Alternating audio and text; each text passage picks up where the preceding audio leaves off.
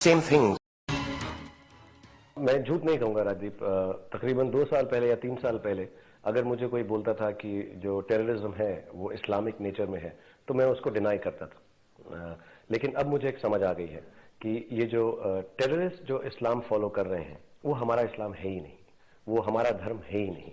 क्योंकि एक अल्लाह की आवाज है जो हमारी होली बुक कुरान के अंदर लिखी हुई है, अगर उसको हम अपना इस्लाम का धर्म माने तो उसमें कहीं पर भी किसी भी जगह पर ऐसा मेंशन नहीं है। मैं आपको 2 एग्जाम्पल देना चाहूंगा। जैसे हमारा एक सूरह मोयदा है, वर्स 32-33, और मैं अंग्रेजी में ज्यादा पढ़ता हूं कुरान कि मैं अपने बच्चों को समझा सकूं। उसमें बहुत क्लियरली लिखा हुआ है कि अगर आप मेरे एक इंसान को मुसलमान को नहीं, हिंदू को नहीं, मेरे एक इंसान को हील करते हैं तो आप मेरी पूरी मैनकाइंड को हील करते हैं। अगर आप मेरे एक इंसान को दर्द पहुंचाते हैं, दुख पहुंचाते हैं, तो आप मेरी पूरी मैनकाइंड को ये दुख दर्द पहुंचाते हैं। कहीं पर भी इस्लाम के कुरान में, हमारी होली बुक में या प्रॉफिट मोहम्मद में कहीं भी ऐसा नहीं बोला है।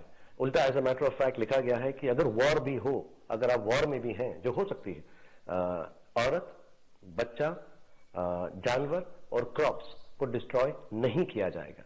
और ऐसा इंसान जो करेगा उसको किसी भी तरह से जन्नत नहीं, उल्टा जो खुदा है वो उसके साथ और भी बुरा करेगा। तो ये जो इस्लाम है हमारी, आई थिंक अल्लाह की आवाज है, अल्लाह की जुबानी है। और दूसरा जो इस्लाम ये लोग फॉलो कर रहे हैं, आई एम सॉरी टू से, मैं किसी के एंटी नहीं जाना चाहता, लेकिन वो मुल्ला की जुबानी है।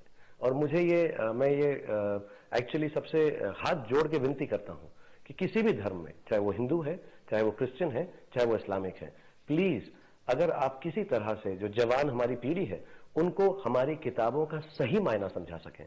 क्योंकि किसी भी किताब में, चाहे गीता है या कुरान है या बाइबल है, कहीं ऐसा नहीं लिखा हुआ कि अगर आप किसी को दुख पहुंचाएंगे तो आपको जन्नत या हेवन या अच्छी जगह पर या खुदा अच्छी तरह से रखेगा।